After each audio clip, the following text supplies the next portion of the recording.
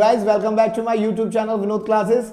बहुत टाइम के बाद अब बड़ी वीडियो आनी शुरू हो गई है क्योंकि स्कूल वगैरह खुल गए हैं, आप लोगों के यूटी वगैरह चालू हो जाएंगे, तो उस हिसाब से अब वीडियो आनी शुरू हो जाएंगी। लगातार बैक टू बैक वीडियो आ रही है, लेकिन जैसे चैप्टर फर्स्ट है वो हमारा चैनल पे पड़ा हुआ है, हम एक बार फिर से उसको ऊपर पिन कर देंगे इस वीडियो के ऊपर, आप जाके उस पर खोल पाएंगे।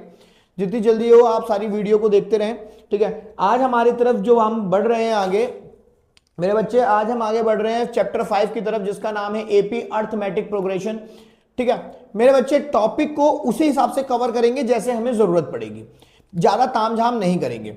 आज की एक्सरसाइज में अगर हम एपी की बात करें, एपी का मतलब क्या होता है बेटा? अर्थमेटिक प्रोग्रेशन, समांतर श्रेणियां, चीजों का बढ़ना। जरूरी नहीं है चीजें पॉजिटिवली बढ़े, कभी कभी नेगेटिवली भी बढ़ती हैं, लेकिन एपी के अंदर जो भी चीजें होंगी अगर बढ़ रही हैं तो बराबर बढ़नी चाहिए, घट रही हैं तो भी बराबर घटनी चाहिए, ना कम ना ज्यादा, ठीक है बच्चा। तो हम बातों को समझने की कोशिश करते हैं। सबसे पहले एपी के अंदर देखिए, जैसे 2, 4, 6, 8, ठीक है बच्चा, ये एक नंबर हमने आपको डाले। अब इसके अंदर जो सबसे पहला नंबर होता है उसे कहते हैं A1 equals to first term. Hindi वालों के लिए प्रथम पद के नाम से इसको जाना जाता है। A1 फर्स्ट टर्म, प्रथम पद। फिर इसका नाम पड़ता है A2, इसका नाम पड़ता है A3 और इसका नाम पड़ता है A4, ठीक है बच्चा। तो एपी में जो सबसे पहला नंबर होगा उसको A1 फर्स्ट टर्म, प्रथम पद कहा जाएगा। फिर हम आगे बढ़ते हैं दूसरे नाम की तरफ। मेरे बच्चे, दूसरा नाम इसमें एक होता है D, जिसकी शॉर्ट नेम CD के साथ इसको बोलते हैं कॉमन डिफरेंस, कॉमन डिफरेंस, और नाम पड़ा सार्वंतर, ठीक है। मेरा बच्चा, अगर कोई भी चीज एपी है, भैया कैसे पता चलता है वो एपी है नहीं है वो अभी बताऊंगा। अगर कैसे कोई भी पता चले कि पहले से ही बोल दे कि ये एक टर्म है जो एपी की फॉर्म में है, तो सिंपल आपको डी निकालने का सिर्फ एक ही फॉर्मूला लगाना है, A2 माइनस A1। हमें आज की एक्सरसाइज में हम सिर्फ यही दो चीजें पढ़ेंगे कि ए फर्स्ट टर्म क्या होता है और डी A2 माइनस A1, और कब पता चलता है कि कोई एपी है, ठीक है। शुरू करते हैं अपनी एक्सरसाइज को, क्योंकि मैं नहीं चाहता आपके ऊपर बहुत ज्यादा प्रेशर रहे, ऐसा लगे कि पता नहीं एपी क्यों ही पढ़ा रहे हैं, ठीक है। अब हम आगे बढ़ते हैं एक्सरसाइज 5.1। क्वेश्चन नंबर 1 नहीं करेंगे, पहले हम क्वेश्चन नंबर 2 करेंगे। ऐसा कि नहीं है कि फर्स्ट से क्वेश्चन आता नहीं है, आया पिछले साल आया पेपर में, बोर्ड में, ठीक है। लेकिन पहले आप आसान चीजें सीखें, फिर आप मुश्किल चीजें सीखेंगे। क्वेश्चन नंबर 2 हमारे इसमें यह कहता है बेटा कि आपको फर्स्ट टर्म ऑफ एपी बताना है। Find first term of AP,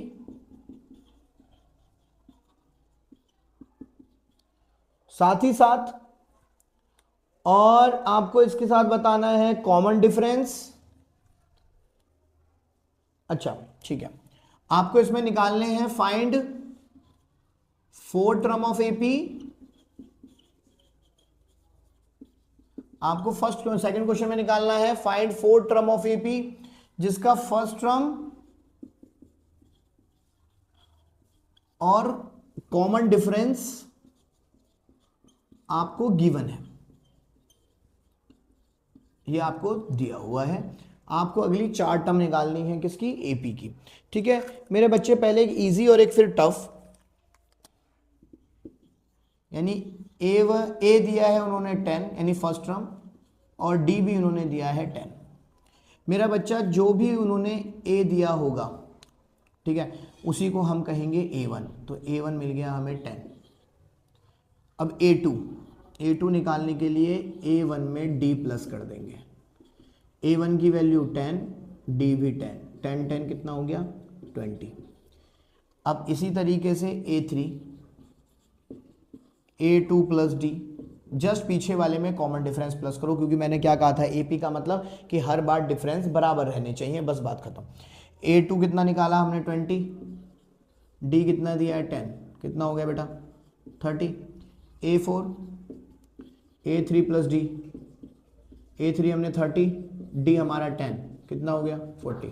फिर से देखिए, फाइंड 4 टर्म ऑफ एपी की 4 टर्म निकालनी है, जिसका पहला टर्म और कॉमन डिफरेंस आपको दिया हुआ है, A बराबर 10, D बराबर 10। तो जो A है उसी को A1 कहते हैं, ठीक है। तो A1 हमें 10 मिल गया। A2 निकालने के लिए A1 में D जोड़ो, तो 10 प्लस 10 20, 3 निकालने के लिए फिर पीछे वाले में यानी A2 में D जोड़ो, 20 + 10 30। फिर A4 निकालने के लिए A3 में D जोड़ो, 10 30 + 10 40, क्योंकि इनके बीच के गैप हमें क्या रखने होते हैं, बराबर। क्योंकि अगर बीच के गैप बराबर हैं तो वो AP है, गैप बराबर नहीं है तो वो AP नहीं होती है। तो A1 है 10 20 30 40, आप इनके बीच के गैप देखिए जिसको आप कॉमन डिफरेंस कहते हैं, वो बराबर है, तो इसलिए ये क्या है, हमारा एक AP है। ठीक है, एक और क्वेश्चन आपको इसका करके दिखाते हैं। -1.25 D -0.25, अगली 4 टर्म निकालनी है बेटा हमने। सेम चीज, A1 बराबर -1.25, A2 बराबर A1 + D, A1 है अपना -1.25। बेटा मैं आपको एक शॉर्टकट बता रहा हूँ, है ना, मैं ये चीज़ें नहीं बताता, देखो चलो फिर भी मैं एक पल के लिए बता दूँ आपको। A1 -1.25, फिर प्लस का साइन फॉर्मूले का, D खुद किस में है, माइनस में। ठीक है, अब -1.25, फिर ये मल्टीप्लाई में है तो प्लस माइनस -0.25, माइनस माइनस होता है हमारा प्लस, माइनस माइनस क्या होता है, प्लस। तो पहले आप इसको प्लस करेंगे, माइनस माइनस प्लस होता है, ये नहीं कि इनके बीच में प्लस लगा दो, नहीं, माइनस माइनस प्लस होता है, प्लस करिए। 5 5 10, 2 2 4 5, पॉइंट के नीचे पॉइंट, 1.250 बड़ी संख्या के साथ माइनस में। एक बार प्लस करके दिखा देता हूँ आप लोगों को। 1.25 ऐसे ही रखें, पॉइंट के नीचे पॉइंट, उधर वाली इधर, इधर वाली इधर, और हमें प्लस करना है। 10 2 2 4 5 1, तो 1.50 बड़ी संख्या के साथ माइनस था तो इसलिए -1.50। ठीक है, ये A2। मेरे बच्चे अब देखिए, मैं ये वाली स्टेप को थोड़ा सा छोटा करूंगा। A3 A2 + D, A2 की वैल्यू कितनी आई है, -1.50। बेटा D प्लस में लिखना है, लेकिन अगर D खुद माइनस में हो तो चुपचाप से यहां पे भी किस में लिख देना, उसको माइनस में, ज्यादा सोचना मत। माइनस माइनस प्लस, प्लस कर दो, बड़ी संख्या के साथ माइनस लगा दो। A4 A3 + D, A3 की वैल्यू -1.75, D प्लस करो, सेम प्लस करना है लेकिन खुद किस में, माइनस में, तो यहाँ पे भी किस में लिख दो, माइनस में, प्लस कर दो। तो बेटा 2 पॉइंट के बाद 0 0 आते हैं तो उसकी कोई वैल्यू नहीं है, उसको लिखने की जरूरत नहीं है, बड़ी संख्या के साथ माइनस। तो 4 टर्म कौन कौन सी निकल के आ गई हमारी, -1.25, -1.50, -1.75, माइनस का 2, ये हमारी हो गई AP की। चलिए बच्चे चलते हैं अपने क्वेश्चन नंबर 2 की तरफ, मतलब 3 की तरफ। For the following AP right the first term and common difference. बेटा बच्चे ये तो बहुत आसान सी चीज है ना, ये तो आप ऐसे ही समझ जाओगे। देखिए, right first term and common difference. मेरे बच्चे क्वेश्चन ने बोला है पहला पद बताइए और कॉमन डिफरेंस यानी सार्वंतर बताइए। चलिए बताते हैं फिर आपको। थोड़ा सा इसमें मुश्किल वाला ले लेता हूं ताकि आपको थोड़ा आसान रहे, पॉइंट वाला ले लेता हूं एक। 4th नंबर पे ये AP पहले से ही है, ठीक है। फॉर द फॉलोइंग AP, मतलब ये जो नंबर हम लिख रहे हैं ये पहले से AP में, हमें ये बताना भी नहीं है कि ये AP है या नहीं है। 0.6, 1.7, 2.8, 3.9, dot dot dot dot dot.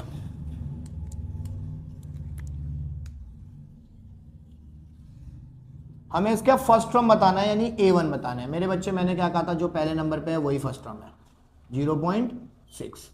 D A2 - A1, A2 की value A1 A2 A3 A4, A2 की वैल्यू 1.7, फॉर्मूले का माइनस 0.6। ठीक है बेटा, कर दीजिए माइनस, पॉइंट के इधर इधर 7 में से 6 गया 1, और ये 1.1, ये हमारा इसका कॉमन डिफरेंस है।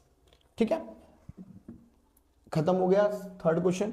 4th क्वेश्चन इंपॉर्टेंट क्वेश्चन में से एक है, उसी पे हम काम करेंगे। 2 से 3 क्वेश्चन इसके करेंगे आपके लिए जो इंपॉर्टेंट से होंगे, ठीक है, बाकी फिर देखेंगे। देखिए 4th क्वेश्चन क्या कहता है, 5.1 का एक्सरसाइज का,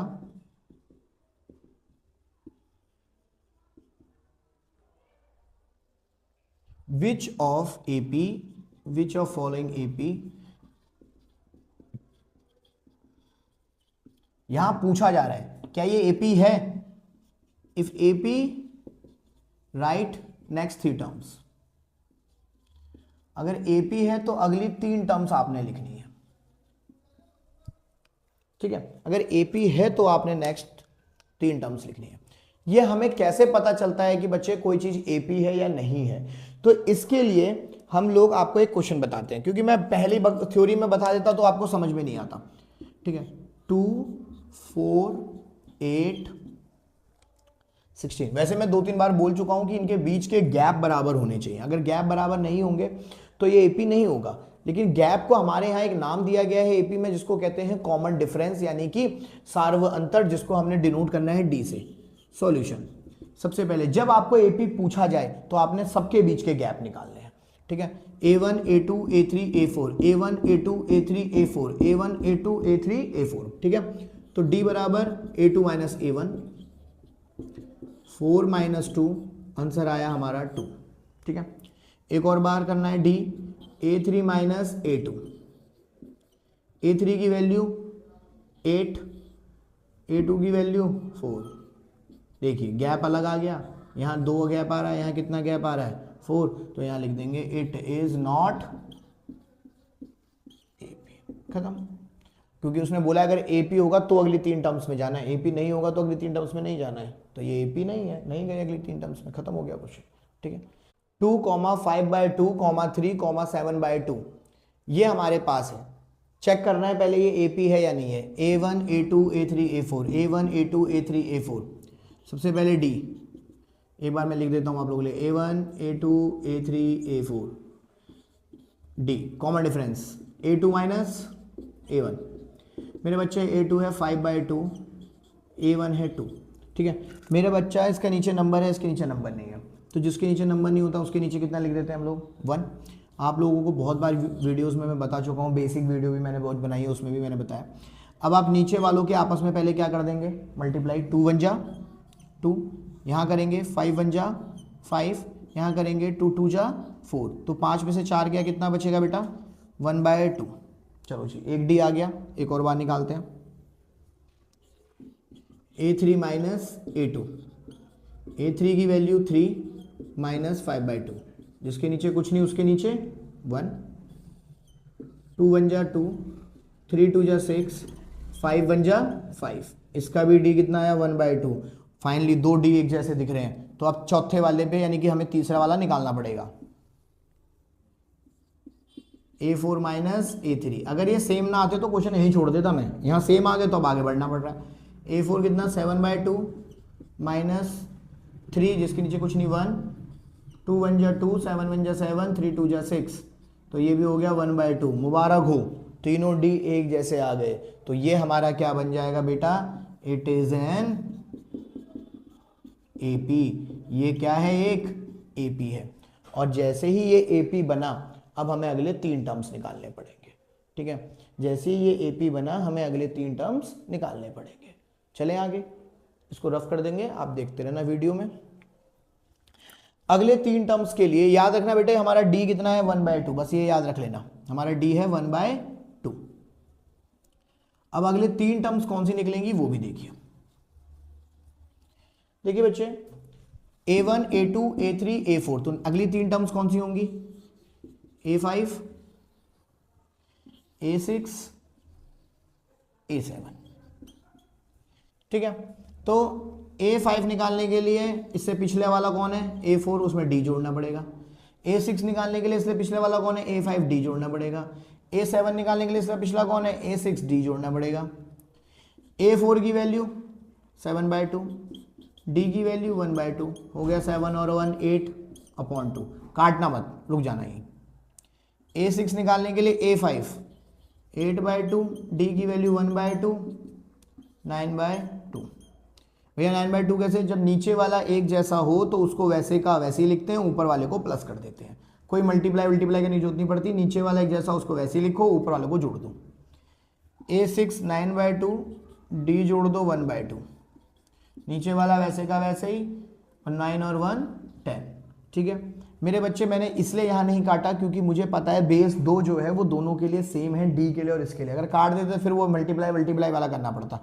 अब काट देंगे, 2 1 जा 2 4 जा 8, 2 1 जा 2 2 5 जा 10। तो अपने पास टोटल एपी नंबर क्या बने, पूरा एपी क्या बना, 2 5/2 3 7/2 4 9/2 और ये 5, ये पूरा बना। ठीक है, अब इसी तरीके से एक और क्वेश्चन पे चलते हैं इसके। आपको इसका थर्ड क्वेश्चन खुद करना है, फोर्थ क्वेश्चन खुद करना है, एक मैं फिफ्थ क्वेश्चन करा रहा हूं आपको, ध्यान से देखिएगा। ठीक है, आगे बढ़ते हैं अपने फिफ्थ क्वेश्चन की तरफ।